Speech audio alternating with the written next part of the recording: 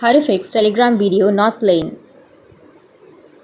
So if you want to fix Telegram video not playing option or not playing problem, then first make sure that you have an internet connection. After that, you need to search for Telegram. Now you need to go to the upper left, which has that 3 horizontal lines, and then tap on settings. Under settings, go in privacy and security. Go with data and storage, and under data and storage, you will have storage usage. And here you need to scroll down, and then you need to go with group chats or private chats and choose a week or 1 month, and here under that you need to go with clear cache and clear your cache. After clearing your cache, now here under this data and storage, you'll have automatic media download. So if your video is not playing, then you just need simply go and turn on the media download under mobile data and Wi-Fi.